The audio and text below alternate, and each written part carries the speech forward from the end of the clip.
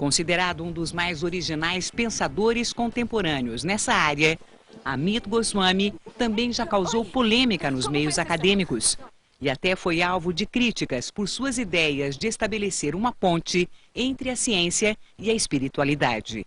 Goswami é apontado como um caso pouco comum de cientista transformado por seu próprio trabalho. Na metade da carreira, questionou a visão materialista da ciência, mudou seu foco de pesquisa e passou a produzir estudos unindo o conhecimento de tradições místicas com a exploração científica.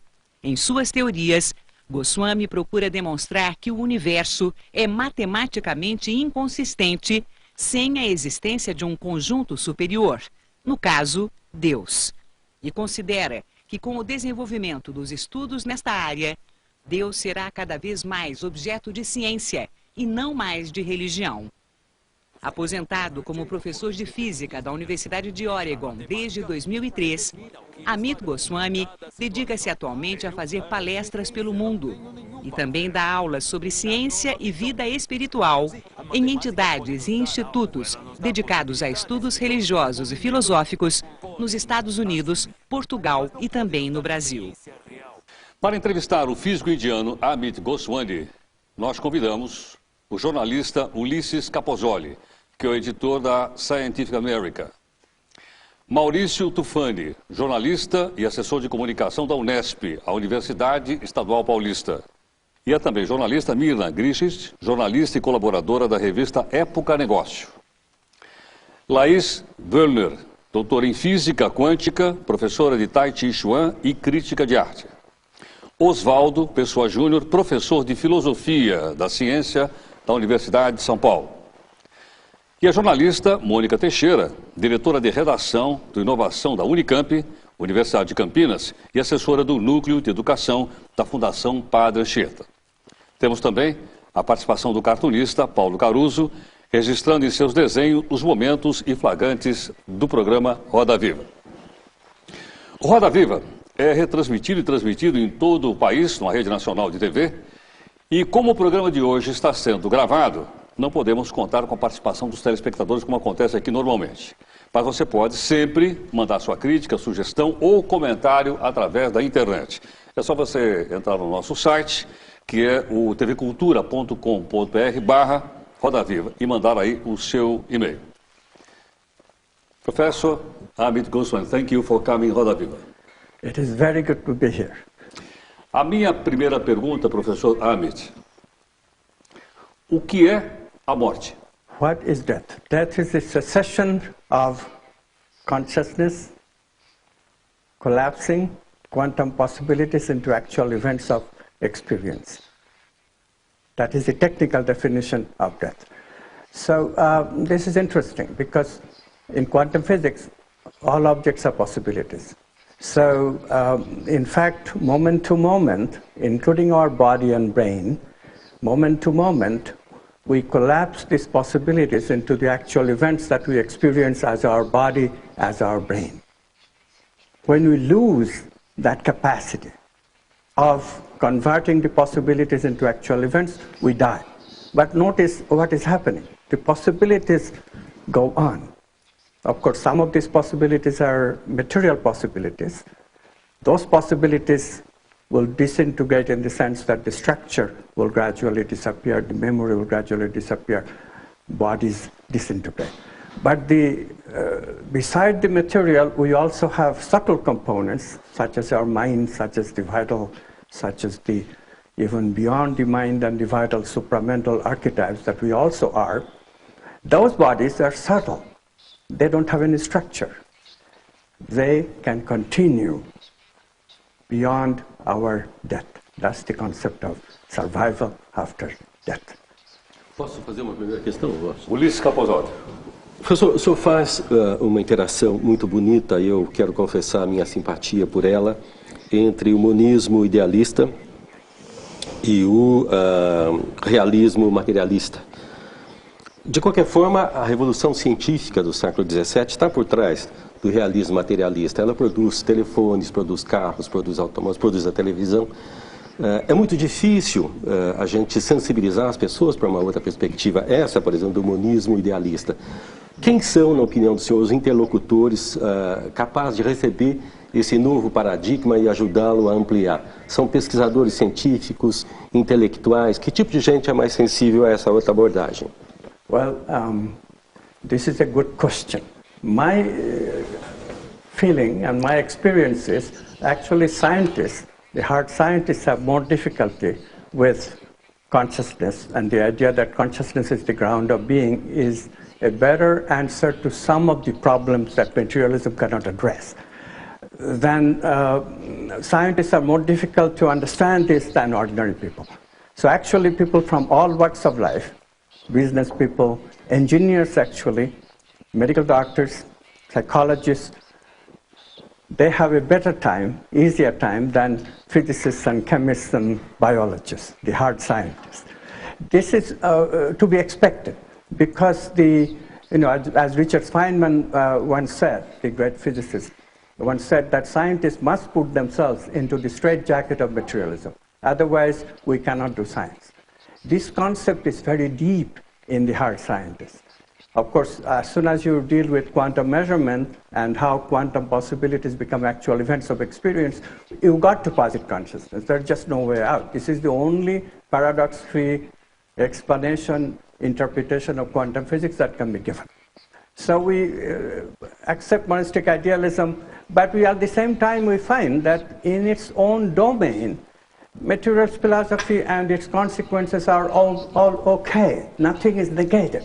So what we have done is expanded our science into new domain of experiences that the old science just cannot address. And so everybody really should welcome it instead of being antagonistic to it. Professor, o senhor se tornou muito famoso depois que o filme What a Blip foi feito inspirado no seu livro Universo Autoconsciente. Eu queria que o senhor me falasse sobre a questão da intenção. Como que a intenção, quer dizer, a colocação que o senhor faz de que o observador é responsável pela mudança que acontece na realidade, pelas alterações na realidade, e isso está se transformando num movimento mundial. As pessoas estão começando a usar isso em vários sentidos e até erroneamente. Queria que o senhor comentasse sobre esses filmes, O Segredo e o Quem Somos Nós, que foi o nome brasileiro do filme What a Blip. Como que o senhor vê a intenção? Como que o senhor explica isso? Thank you for this wonderful question. So intentions are very basic in quantum physics because we have already posited the idea that consciousness is the ground of being in which quantum possibilities exist, and consciousness chooses from these possibilities one facet, and that facet becomes actual event of conscious experience. So what is this consciousness? Our common sense says that it is us, our ego, ordinary state of our consciousness, and that's where we choose. And many people indeed jumped onto that idea when a physicist coined the phrase, we choose our own reality. Sounds wonderful, so people started choosing motor cars and big houses and started intending that kind of thing. The movie Secret actually propagates this even in the year of 2006, 2007. So although the original idea died down in the 70s, it has been revived now. So we have that problem. What one has to do is to examine the situation a little bit deeply. It's more subtle. If we say that we choose at the individual ego level, then the paradox arises that suppose there is a dichotomy situation. Let's say a traffic light which has two possibilities, two quantum possibilities, red and green. And you are approaching from one street and your friend is approaching from the perpendicular street. Being busy people, both will want green, but whose choice will count? This paradox, which is called paradox of Wigner's friend, because the Nobel laureate physicist Eugene Wigner first gave us this paradox. This paradox is not easily solvable, because if you say, well, okay, your choice is the one that counts, you will be called solipsistic. Now that's okay, but your friend will also think the same way, that she is the head honcho of the universe and not you. Paradox is just shifted from who gets to choose to who gets to the head honcho of the universe. In this way, this paradox really thwarted all effort to bring consciousness into physics for several decades, until Ludwig Voss in Australia, myself in Oregon, and Casey Blood in Rutgers, New Jersey, all came up with the same solution, which is very strange, very uncommon sense, and very mystical, which is the idea that choice happens at the level of a non-ordinary state of consciousness, of cosmic unity, where all of us are interconnected. This interconnection of consciousness, or consciousness being an interconnectedness that transcends space and time and does not require connection through signals, is new, and only quantum physics has it. This concept cannot be generated through any kind of Newtonian physics or any kind of extension of Newtonian physics. It's radically new. It's called quantum non-locality. So consciousness is non-local. This is what is lacking in the common sense expectation that we, in our ordinary local identity with the brain, can change a possibility into actual event, and therefore can choose covetable things for us. We can't, unfortunately. Dr. Nami, é possível medir esse fenômeno do qual o senhor está falando? Porque a física é sobre medir, não é? Thank you for the question. Yes, this is then a consequence of the theory that consciousness is the ground of being, and it chooses out of quantum possibilities the actual event of experience. That consciousness then has to be non-local. We have to have a non-local interconnectedness. Yes, sir. So therefore, two people should be able to communicate non-locally without exchanging signal. Now, it should also be, to make it credible, it better be a brain phenomenon that gets transferred to another brain. And indeed, this was what was verified by Jacobo Greenberg, a neurophysiologist at the University of Mexico, who let two people meditate together with the intention that they communicate directly without signals. And they were indeed, after a brief meditation period, they were separated, put in separate Faraday cages, electromagnetically impervious chambers. Their brains were connected with EEG machines, electroencephalogram. And then one subject, and only one subject, was shown a series of light flashes. So this subject's brain has all kinds of electrical activity in response to the light flashes. E essa atividade elétrica foi medida? And then that could be measured in the EEG machine connected to the brain, what is normally called brain wave. And from that, an evoked potential is extracted.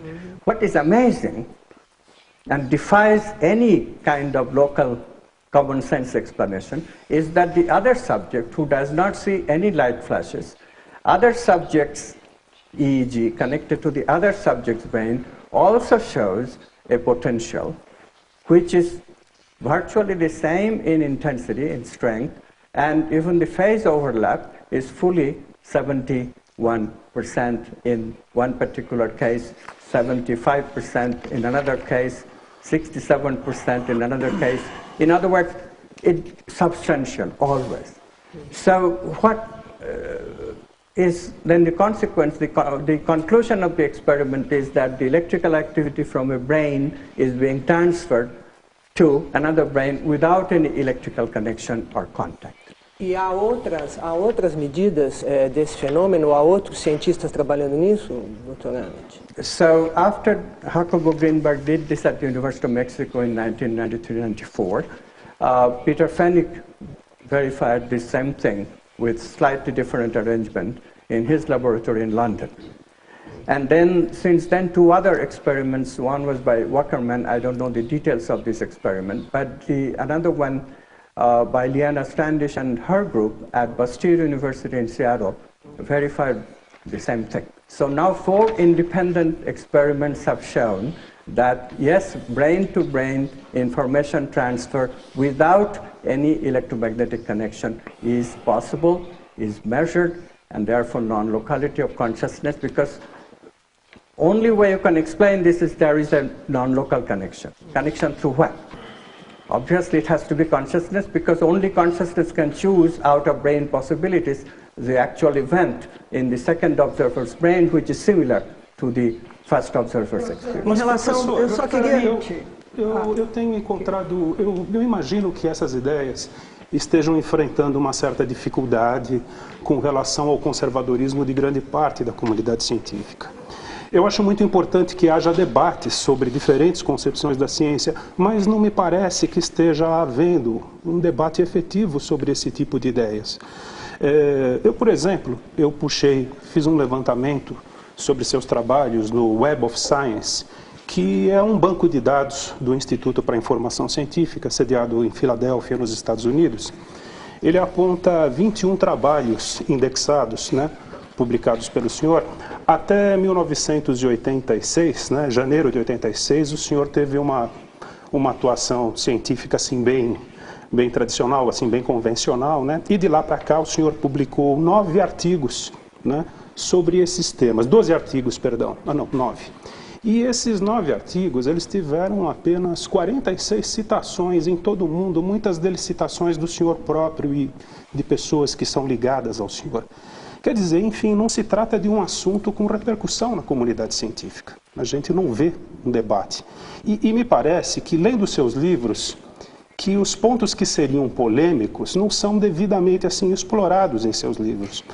A ciência ela evolui em função de debates, em função de controvérsias, mas examinando assim detalhadamente suas obras, dá para perceber que, apesar de suas teses heterodoxas, que pontos polêmicos como, por exemplo, o Einstein, o senhor cita muito o Einstein, mas o Einstein é um homem que gastou foi um homem que gastou as 3 últimas décadas de sua vida combatendo a mecânica quântica. E isso baseado numa compreensão que ele tinha do universo e de Deus particularmente.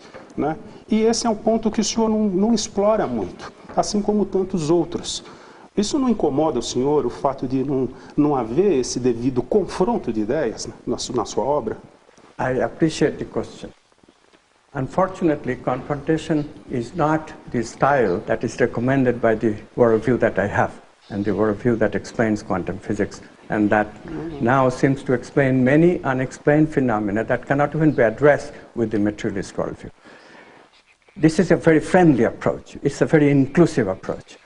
I don't think getting into heated debate with specific scientists will do anything to our cause of changing the paradigm. The paradigm will change by the weight of evidence in favor of it. Right now, what is helping enormously is that we have gotten applications in the field of medicine, we have gotten applications in the field of psychology. Unfortunately, I don't think you have looked at how many times my work is referred to in the work of psychologists and medicine people and others who are not the hard scientists. Yes, it is true that physicists and chemists and even the biologists, the hard scientists, prefer to offer what is called benign neglect. They don't engage with this issue because engaging will give me more publicity, and they consider that detrimental to their cause. So let them live their way, let us live our way is right now the best approach. Alternative science. We are developing an alternative science paradigm. We are developing alternative answers to questions that normal science, materialist science cannot address. We are giving people viable answers such as the validity of alternative medicine, validity of transpersonal psychology, validity of spirituality and yoga. Let use this be commonplace among people. Let it serve people. Science ultimately serves people. If people are served, there will be grassroots movement from the people themselves, that what is going on here? Which science do we prefer? Which science is serving us in our everyday life? And which science is just more and more dealing with esoteric questions such as how many angels can dance on a pin? This is what much of elementary particle physics is about. Who cares what happens at very, very, very high energies that we seldom see even in the totality of the universe, except for the first few microseconds of the universe. But we spend more time and money on those questions than we spend about how to heal ourselves when we have an incurable cancer. These are the questions that the new science can deal with. And this is much more important to pay the attention to answer questions that are important for people rather than get into vain debates with other scientists. They are just individual people. They have their prejudices as similarly I have my prejudices. Science is not best done that way. You develop theories, theories are put to test, laboratory experiments such as the one I described, those things speak for the new science much, much more. And the evidence is now piling up like anything. We have new theories of evolution that works, that explains fossil gaps. We have quantum healing, the phenomenon that Deepak Chopra first described. There is enormous evidence that quantum healing, quantum leaps occur where consciousness chooses health rather than death. Dr. Amit já publicou vários artigos e livros, inclusive aqui no Brasil. Sobre suas teorias, que se busca um ponto de união entre ciência e espiritualidade, ele está respondendo hoje aqui no nosso Roda Vida. O universo autoconsciente. A janela visionária. O médico quântico. A física da alma. No primeiro, que Amit Goswami publicou no Brasil, ele contraria a ideia de que tudo é feito de matéria e estabelece uma nova visão de mundo, onde a consciência e não a matéria é a base de tudo o que existe. Em sua janela visionária, defende um novo paradigma científico, onde os valores humanos vêm em primeiro lugar. Como médico quântico, traz as orientações de um físico para a saúde e a cura. E na física da alma, traça uma explicação científica para a reencarnação, a imortalidade e as experiências de quase morte. Questões que Amit Goswami também levou ao cinema. Junto com outros nomes da ciência, falou de suas ideias no filme Quem Somos Nós, que teve uma segunda parte depois. Quem Somos Nós? Uma Nova Evolução. Os dois filmes misturam ficção e documentário e procuram mostrar que a realidade, da forma como é percebida pelas pessoas em geral, é ilusória. Goswami diz que realidade é algo que nós mesmos criamos e, portanto, podemos mudar. Os filmes foram um sucesso de bilheteria nos Estados Unidos e Canadá. Também ganharam versão em DVD e foram distribuídos por quase todo o mundo, inclusive no Brasil. É estranho. Obrigado. Dr. Amit, a alma humana tem consciência? This is a rather subtle question. Yes, human soul has consciousness. Depends on what you mean by the soul. Let's get that clear. I assume that you mean by the soul the surviving entity after death. Is that true? Is that what you mean? If that is the case, then after death, possibilities do not collapse into actual events anymore. So what happens is that everything goes into what we call unconscious, at the level of possibility. Yes, consciousness is there and possibility is there, but there is no ongoing conversion of the possibilities into actual events. So is the soul conscious? Yes, certainly, consciousness is there. But soul is just a possibility or a bundle of possibilities within consciousness. E quais são as manifestações físicas da alma, ou então disso que o senhor disse na resposta da primeira pergunta do Heródoto a respeito da morte, que é essa perenização de interações quânticas após a cessação da consciência? Quais são as medidas físicas? Porque eu vou insistir, a física é sobre medir fenômenos, né? Yes. So how could we find a measurement phenomenon that verifies that yes, there is survival of possibilities? So let me finish the theory. The theory says not only possibilities survive, but a certain way of modification of the possibilities also survive. These modifications happen because when we live our day-to-day life, our memories that are gathered in the brain is coupled to how the mind works, one of the components of the subtle body. So mind, the way mind functions is modified. This is how we develop an individual character, an individuality. And it is this modifications of the mind, modification of the mind and subtle body as a whole, that then survives the death. So if we can show that, yes, so indeed, there are people who are called mediums, who have the capacity to channel these entities discarnate entities, these souls, so to speak. And when they do that, their character undergoes a radical change. Gilda Moura, one of the Brazilian researchers, and Norman Don, an American researcher, did an experiment in which they showed that one of the people who were channeling a doctor, a surgeon, Dr. Fritz, his name was, this channeler, when he channeled Dr. Fritz, his frequency of operation, beta frequency, went up over 40 hertz.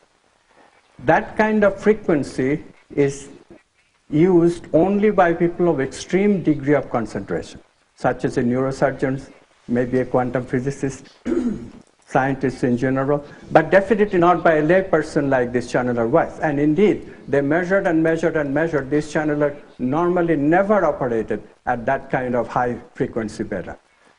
So the physiological characteristics change. And of course, the mental characteristics change also. I myself have verified that working with channelers. When they channel the entity, they're totally different than their ordinary way that they live. E esse tipo de resultado que o senhor está dizendo, ele nunca interessou a governos ou talvez a indústria bélica, no sentido de poder ser utilizado e transformado em objetos, vamos dizer, úteis, seja para a guerra, seja para a vida cotidiana? Well, the channelers apparently have been very much useful in everyday life of people who are would have been otherwise quite miserable. Apparently, these channelers are great healers. There is right now a channeler. I just wrote a foreword for a book, wonderful book about a channeler named John of God, who is also known as Medium Joao, lives in Brazil, not very far from here. And this fellow, he channels such loving entity, not one entity, but several entities, souls, quantum monads in my language. And he performs wonderful healing while he channels this very loving entity. People feel the love, and people get actually healed. And thousands upon thousands of people are getting healed in their everyday life. Não, mas não é disso que eu estou falando, não foi essa a pergunta que eu fiz. O que eu fiz é se esse tipo de fenômeno não interessou, vamos dizer, aos governos mesmo e à indústria de maneira geral, no sentido de transformá-la em alguma coisa que pudesse, por exemplo, dar dinheiro. O senhor acha por que não há esse interesse? Quer dizer, essas forças, essas energias, essas mudanças de frequência não teriam utilidade tecnológica? Esse é que é meu ponto. Well, you have to give it time. Okay. You have to give it time because, remember, thermodynamics was discovered for quite some time before James Watt and others produced the steam engine and so forth. So, look, Physics of the Soul, Física da Alma in Brazil, was written at 2001. Just 6 years have elapsed. We have to wait for a few decades. The reason is the inertia right now of normal science, materialist science, is a huge inertia. There's a lot of grant money involved. If they have to share the grant money with what they consider kooks and crazy people, it takes a lot of time to change the mindset. But it is also, let me point out that before our new paradigm came through, before this, there was not even any grant authority that gave any money even to alternative medicine.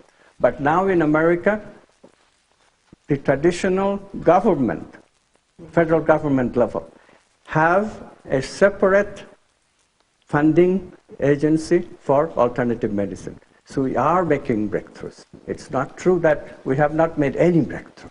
But for such radical things as taking advantage of channelers and channeled entities, that will require a bit more patience.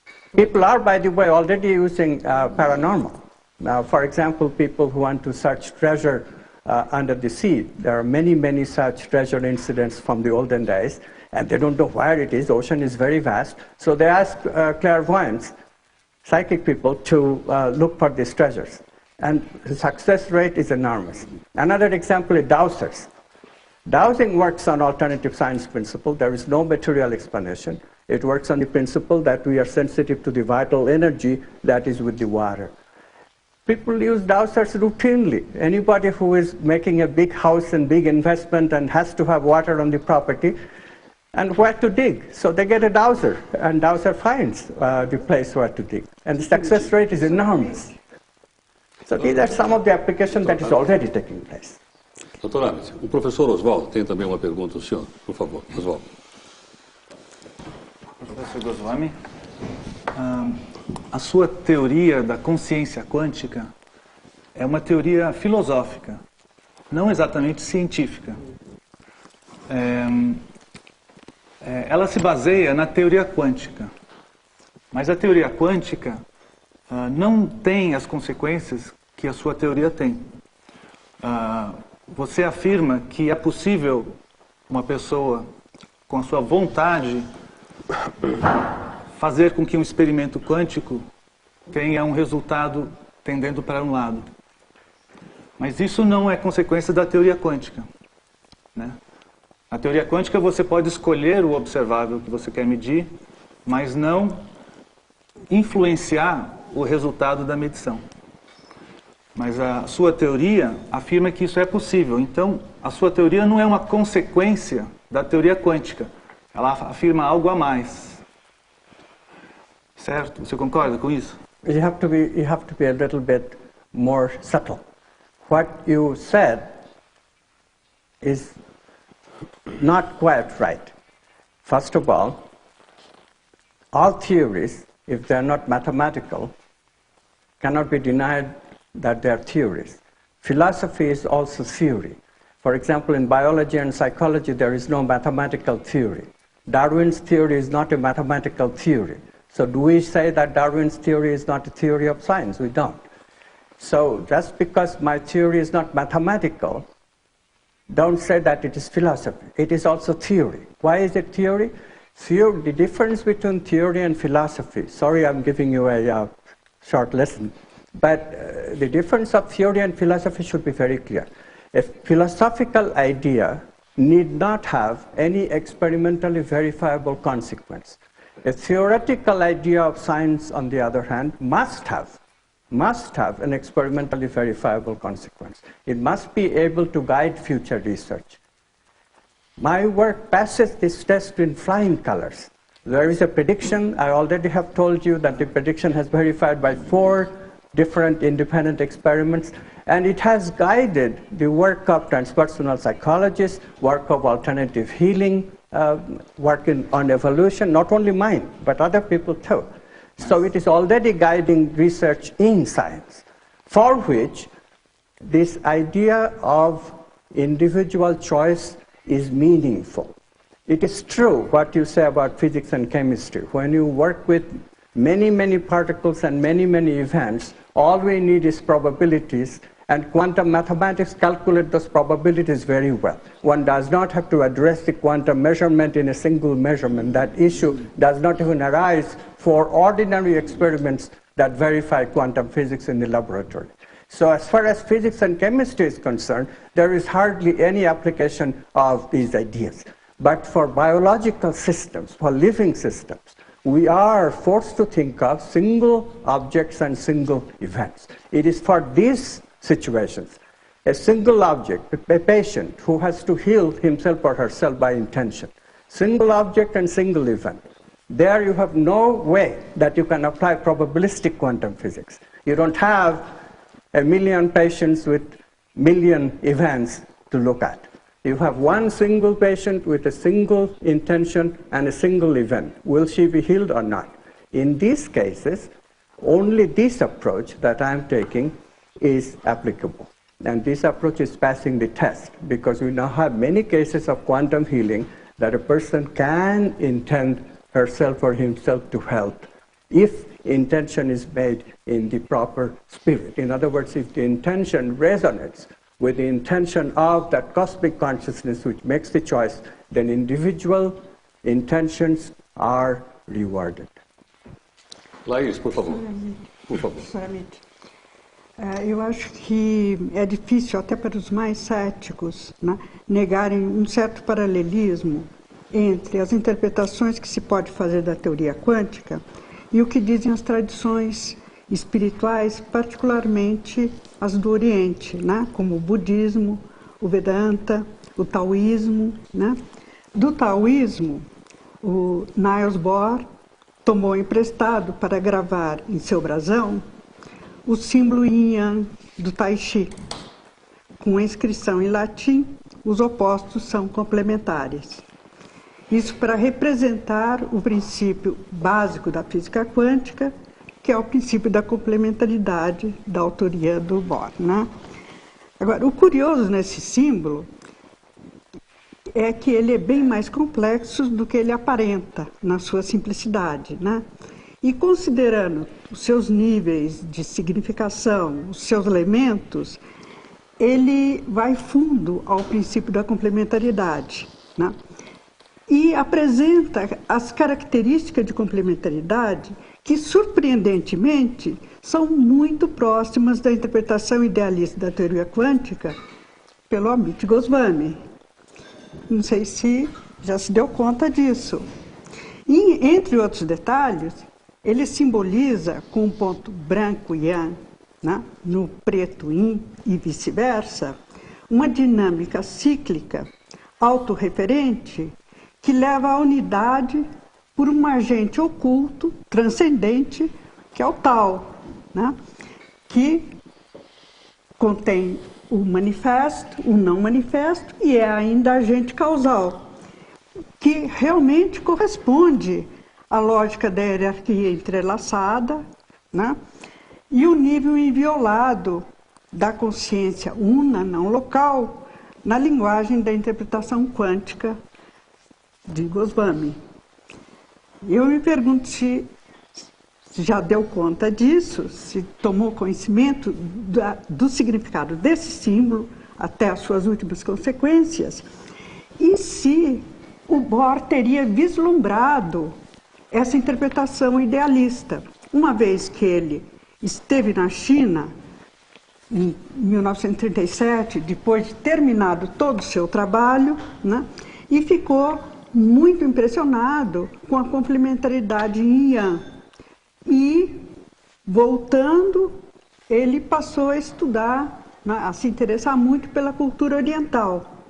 10 anos depois é que ele colocou o símbolo no brasão. Não teria Bohr, com toda a sua perspicácia, com todo o seu conhecimento, com a sua grande criatividade, teria aparecido talvez nos seus escritos tardios algum indício dessa percepção da sua teoria, dessa interpretação idealista da teoria quântica? I think thank you for the question. This is great history to remember.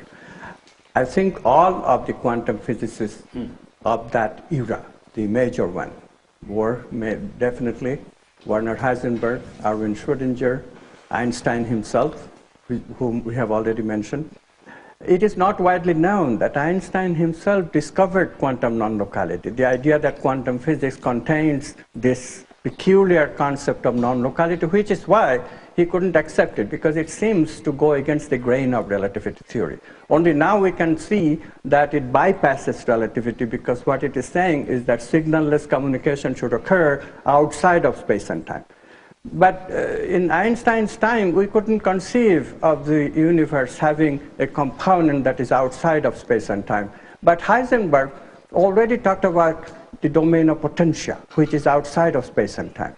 Einstein just couldn't grasp it at that time and could not believe in quantum non-locality. Now, quantum non-locality is verified in the physics laboratory in 1982, and of course for the humans that I already described in 1993-94. So it is then experiments that made all this quantum magic come to life.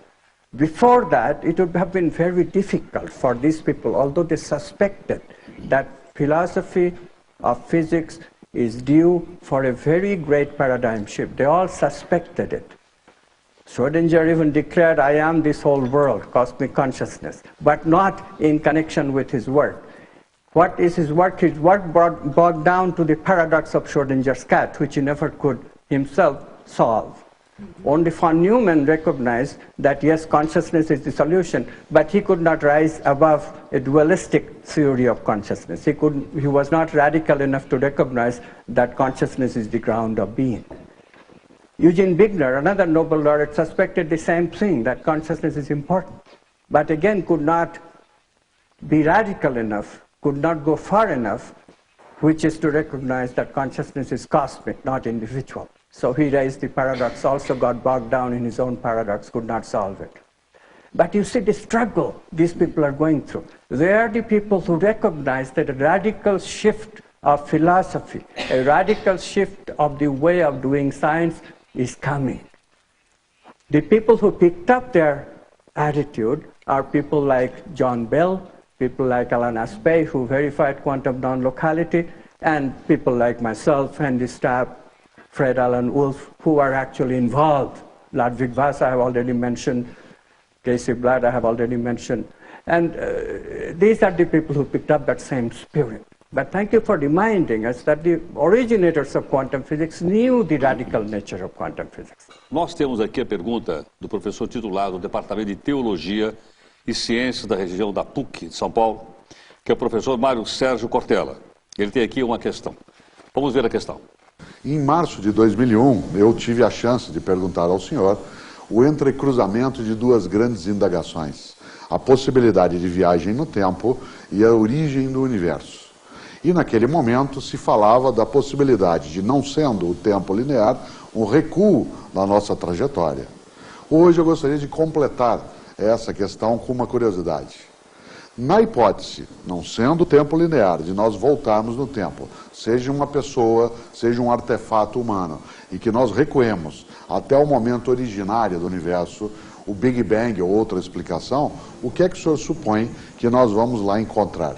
Uma força, uma consciência, uma pessoa, um fenômeno físico? Qual é a expectativa que o senhor tem em relação à razão daquele momento inicial no instante em que ele acontece? O que é que será por nós achado? Isto é, qual é a razão, de fato, dessa nossa origem na tua expectativa? Não necessariamente na prova científica, mas no teu desejo ou, como disse, na tua expectativa e esperança. Professor, to the contrary, it is actually a very scientific question. In fact, sometimes it is raised as a paradox, because if everything is possibility, just as Big Bang must have been, in fact, Stephen Hawking's theory, quantum cosmology posits that the universe must begin as baby universes of possibilities. So what then converts these possible universes into the actual universe that we live in? What chooses it, and so forth. Those questions are questions of the same quantum measurement problem that we have been considering here. If you say consciousness does, then the question comes in, well, there is no conscious being in the time of Big Bang. It's too hot anyway. No being could survive. No alive being could survive. So it is a legitimate paradoxical question. Fortunately, in quantum physics, even before this kind of questions were raised, people did an experiment which is called delayed choice experiment. This is a very interesting experiment because it shows that even if we choose with a delay of what, according to classical physics, would suggest things are already happening, but things don't happen that way in quantum. In quantum physics, things wait in possibility until a conscious being has actually looked. This is only possible in quantum physics. Classical thinking will get you nowhere.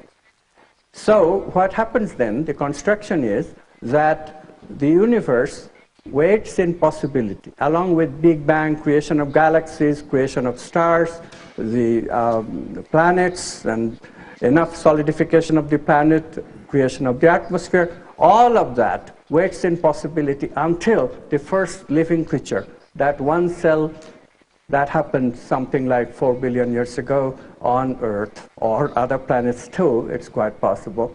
But until that one living cell completes what John Wheeler used to call the meaning circuit, completes this what I call a tangled hierarchical circuit where quantum measurement takes place, a circularity, because observer is needed for collapse of a quantum event. On the other hand, collapse is needed for creating the observer. This is a circular logic, a tangled hierarchical logic that applies to all such creation events. So until that happens, until that meaning circuit is complete, there is no collapse, there is no Big Bang. How does Big Bang happen then? Big Bang happened going backward in time from that collapse event all the way to the origin 15 billion years ago. So Big Bang exists where? Did Big Bang ever happen? Big Bang happened only figuratively speaking in our memories. So how do we know that Big Bang happened? Of course, memories of Big Bang event, namely cosmic microwave radiation, that can be observed, and that is what we observe. We have to reconstruct events like this in terms of quantum physics. When you do that, then there is no paradox anymore. Ulisses, por favor. Ulisses tem uma pergunta a fazer, pode fazer, Ulisses. Eu queria voltar nessa questão controvertida, evidentemente, que é a da morte. O senhor fala nos seus livros, professor, do livro tibetano dos mortos. Todo aquele conhecimento do livro tibetano dos mortos, até onde eu sei, tem sido, ao menos parcialmente, corroborado com as experiências de quase morte, EQM. A construção, todo o conhecimento do livro tibetano dos mortos não foi feita à base de medida ou de peso. Eu pergunto, inclusive, se é possível, se faz sentido a gente pensar na Nona Sinfonia ou na Pietà, medindo e pesando. Evidentemente que são coisas da criatividade humana. O peso e a medida tem muito a ver com o realismo materialista. A sua proposição, eu acho que é numa outra direção. O que do livro tibetano dos mortos tem sido corroborado por essas abordagens que o senhor tem feito na área de mecânica quântica? Aquilo tudo era besteira ou nós temos uma estética, temos uma construção que faz sentido? Well, it turns out that when you reconstruct the soul in the way that I already suggested, that namely the character of a person that survives the death and the character stays in the mathematics that is involved with producing that character. And if a person in the future uses the same mathematics, then that person could be called a reincarnation of this person who is dying. So if you construct the event this way, then indeed you can construct a whole pathway. This delayed choice experiment that I just mentioned is very useful. So after death, possibilities cannot collapse. There is no actual event. There you are completely right. But at the moment of the birth of the following incarnation, there will be a collapse event.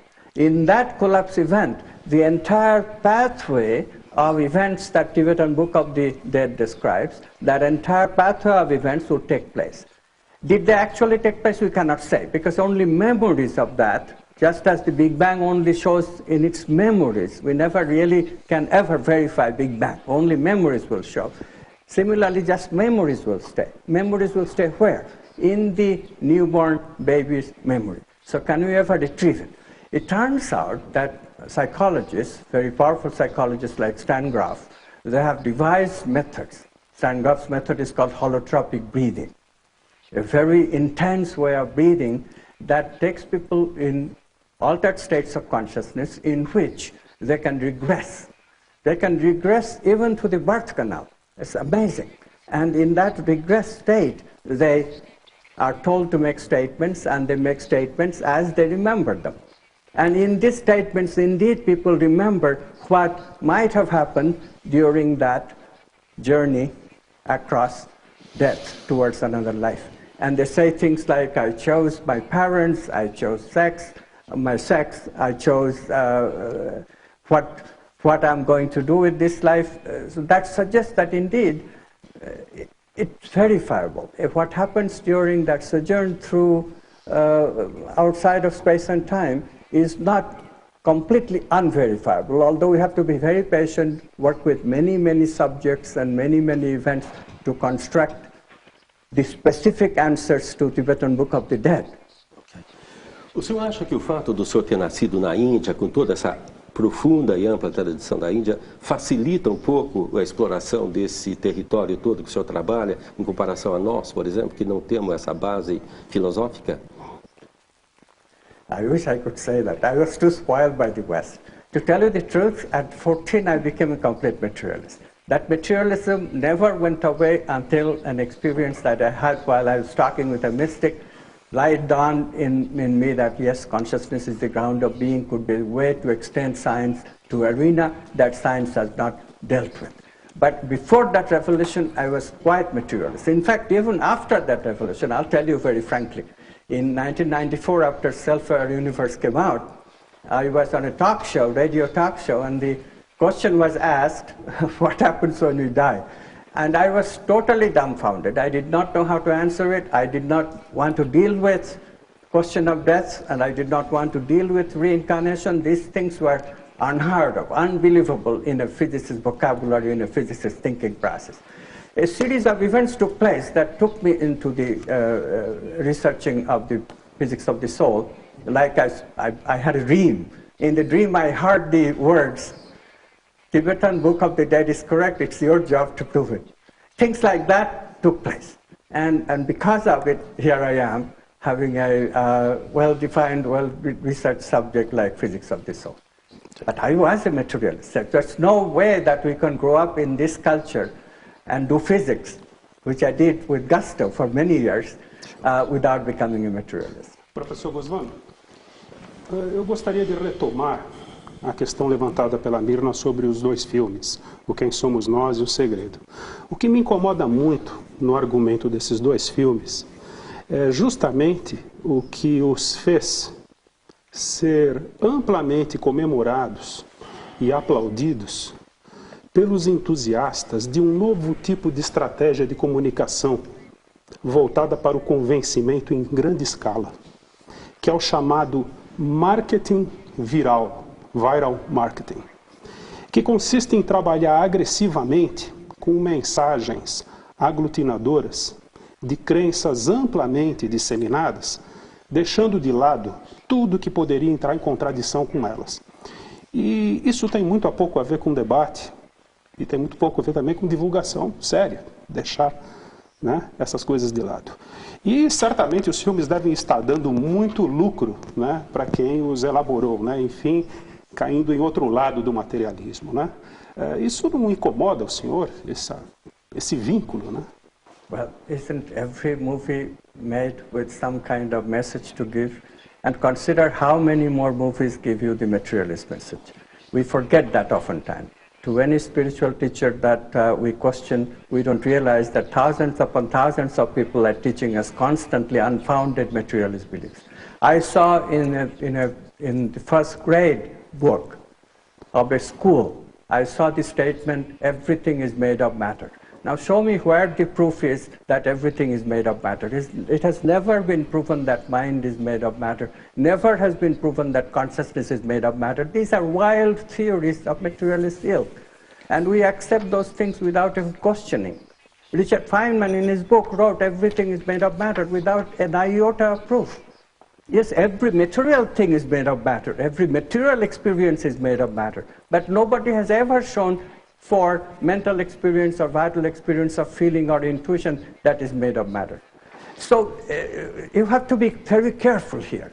Okay, these movies are not necessarily even agreeing with the message, complete message of quantum physics as I see it. The Secret particularly is faulty because it says there is this attraction, and you can attract a particular desire towards you if you just sit and wait for it. That's not the way I see things can be attracted. Yes, things can be attracted, but you have to intend properly. You have to remember that intention must resonate with cosmic consciousness, and you have to be creative about it. So you cannot just do nothing and still expect that things will come to you. Yes, creativity does come to us, but only if we go through both work and waiting, both work and relaxation. Now that is well known. Now this thing, materialist science would never tell you that relaxation is necessary for a creative experience. But research has shown us that relaxation is necessary. You think in quantum terms, easily understandable. Why? Because quantum possibilities expand when we are not collapsing them. And more expanded the quantum possibilities are, the more possibility you have to choose from, obviously then creativity will be enhanced. This was the idea of What If Bleep. These movie makers surprised me, I tell you. They just asked me that, well, would you be interviewed? I just gave an interview with my ideas. That's all I did. That's all the role that I played in the movie. These movie makers put the story together, a story of a creative young woman who discovered creativity, by the way. It's a beautiful story, told with honest symbology, such provocative symbology, that we should only praise this movie. Okay, you may not agree with the idea of some of our physicists and neurophysiologists who appeared in the movie. In fact, some of the people, some of the scientists who appeared in the movie did not agree with the message of the movie, or did not agree with other scientists' opinions. This is to be expected. That is fine. It's a paradigm in building. We don't agree with each other always, and we don't expect everybody to agree with us right away. As I said, theory must be backed up by experimental data. But how can you deny that these movies are a good experiment? If they promote many other movies with this kind of technique that scientists speak in the background where the story unfolds, all power be to them. There are so many other stuff that is being produced. Isn't that what we mean by creativity, something new? You cannot deny that these movies touched a chord with many people because they explored some new ideas with which people resonate. Dr. Amit, nós temos aqui mais uma pergunta para o senhor. Vamos ver. Professor Amit, se nós considerarmos que as empresas são seres vivos, porque são formados por pessoas, e que até hoje nós partimos os processos de gestão, de liderança e de criatividade a partir de uma visão clássica e cartesiana, a minha pergunta é, de que maneira que a visão quântica pode ser útil para as empresas e que exemplos, eventualmente, nós podemos seguir se é que as empresas já estão disseminando essa nova visão para a quebra de paradigmas? I am glad that I have been given the opportunity to address this issue. This is the passion of my present current research. Since we have discovered that there is a way, namely this new paradigm, consciousness is the ground of being. Since we have discovered that there is a way of putting consciousness back in science, there is a way of introducing subtle bodies, namely mind, vital energies, feeling, and intuition in the equation for our science, then we must use these subtle bodies to influence this idea of consciousness and downward causation, conscious choice to influence all the human enterprises that are important to us, that play an important role in our day-to-day life, especially business and economics.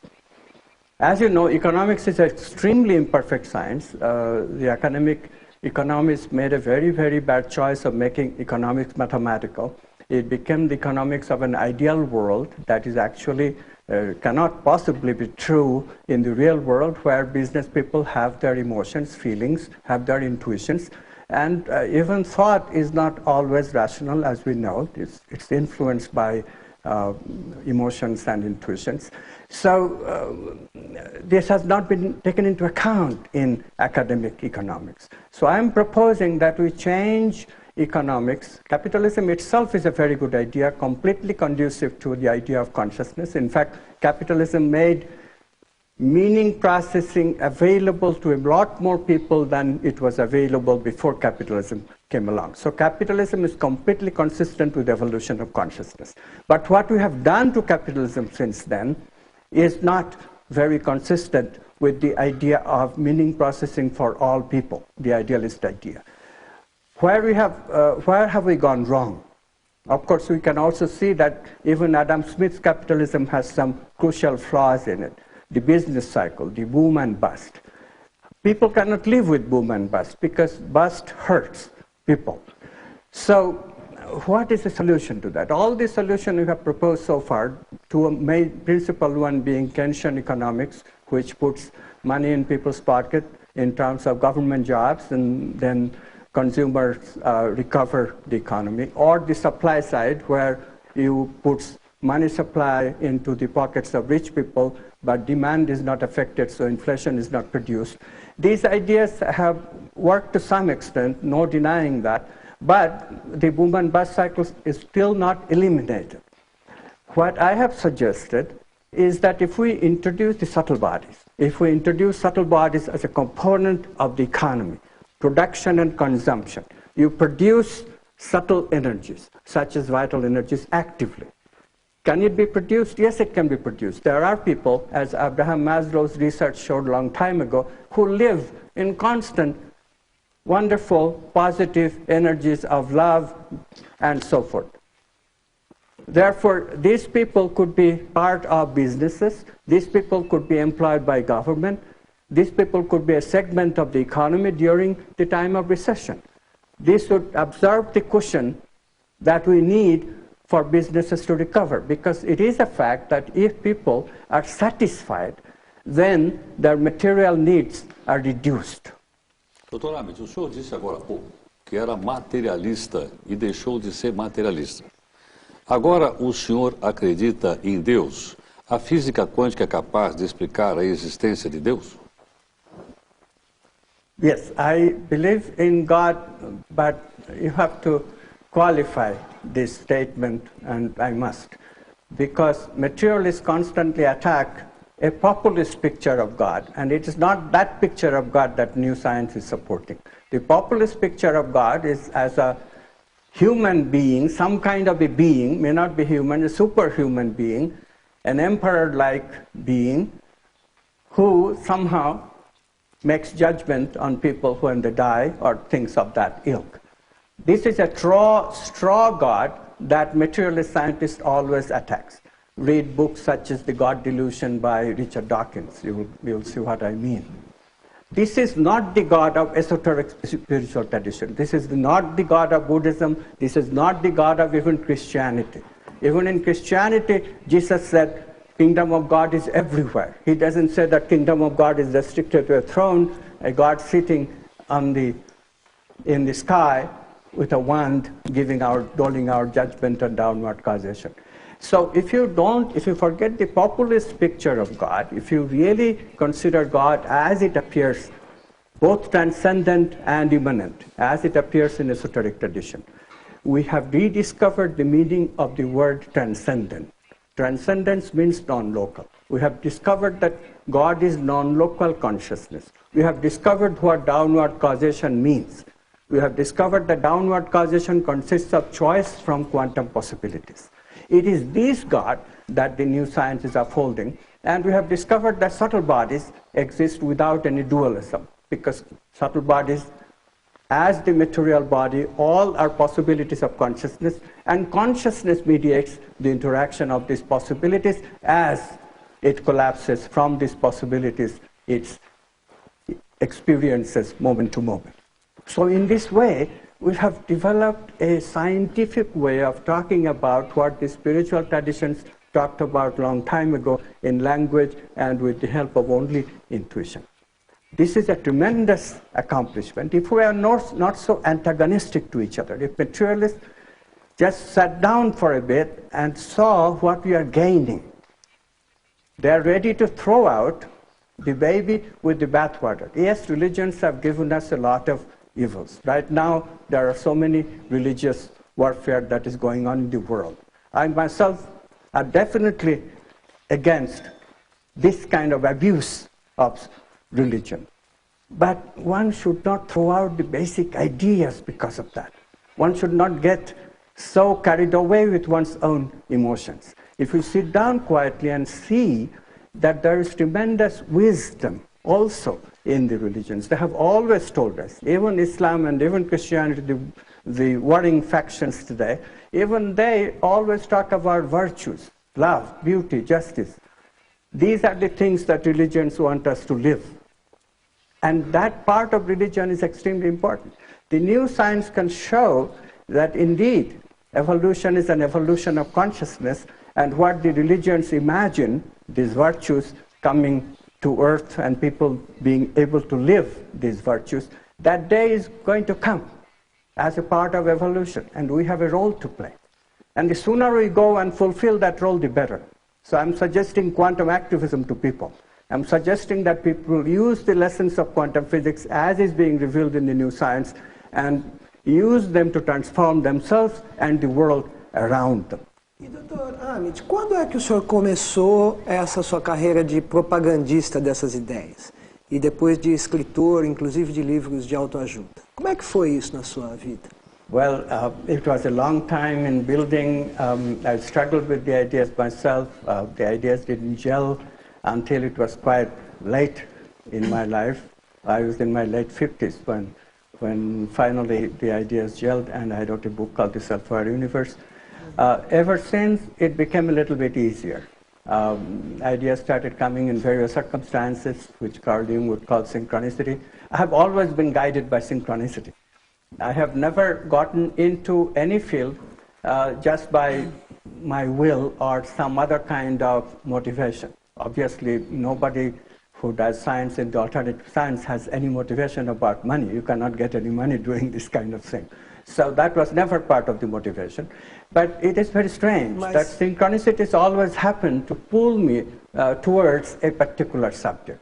A biologist at Berkeley suddenly invited me to attend an intimate seminar that he was putting together about evolution. I didn't even think about evolution until then.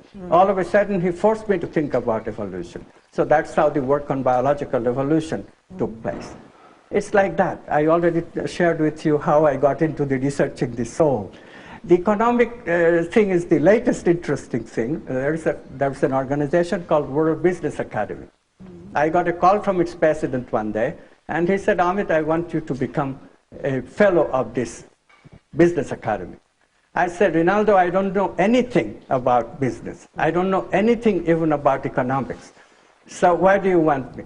He said, no, but you have something to say about the worldview. And we in business need to see the consequence of this worldview to businesses, just as the question I was asked just now. So I said, okay. And what's the condition? You have to contribute once in a while. So after a long while, all of a sudden, I had an inspiration that, yes, spiritual economics can be built. I wrote some pages, and I sent it to the editor of their magazine with great hesitation. That, what nonsense I'm writing? I'm not an economist. I don't even understand economics properly, I'm sure. So what this editor will say? The editor wrote back, these ideas are extremely interesting. We are going to publish it, to my amazed surprise. So this kind of thing keeps happening in my life. Doutora Amit, por favor. Eu quero colocar, eu discordo profundamente da Mônica quando ela diz que são livros de autoajuda. Eu acho que são livros de divulgação, de popularização de um aspecto muito novo da ciência e que precisa, que as pessoas, enfim, pode trazer muita transformação na sociedade. Mas eu queria perguntar ao senhor, dentro desse seu raciocínio que o senhor estava explicando, a sua visão de Deus, como que o senhor vê a criatividade, né? O que é a criatividade e se Deus é a criatividade? Thank you for the question. Yes, God is the originator of all creative ideas. This is why creative people often say that the idea came to me by God's grace. Carl Friedrich Gauss said that. The great musician Brahms said that. Rabindranath Tagore, a great poet, said that. Einstein said, I did not discover the theory of relativity by rational thinking alone. Other places he said that he came to trust in God because of his creativity. So it is a common experience of people, this sudden experience that we call creative experience, this aha, this surprise, something completely new. The context of thinking itself changes. That is precisely where the power of downward causation, this quantum freedom of choice, reveals itself. Ordinarily, we become conditioned, so our choice is very muted. Because of the conditioning, we only choose what we have already experienced before, what we have responded before. In creative experiences, nothing of that matters. No conditioning of the past, nothing known matters. It's completely delving into the unknown. So we truly get into the power of downward causation, of looking at all the possibilities and then choosing that particular gestalt which will be a solution to this problem. Of course, we choose in our unconscious. We are not conscious of the choosing process. Cosmic consciousness, God chooses for us. But notice what is happening. God is in the unconscious and I in the ego is dancing with God, because that idea, that choice has to be manifested in thought. And only ego can manifest it in thought, because that's all learned experience that has to enter. So notice how creative people have already described this process. In the ceiling of the Sistine Chapel, there is a picture by Michelangelo where God and Adam are reaching out to each other. That is the picture of creative process, the flow experience that creativity researchers are discovering. This is what new quantum science tells us. But notice that it is already intuited in the minds of great creatives like Michelangelo. It's a verification of their work.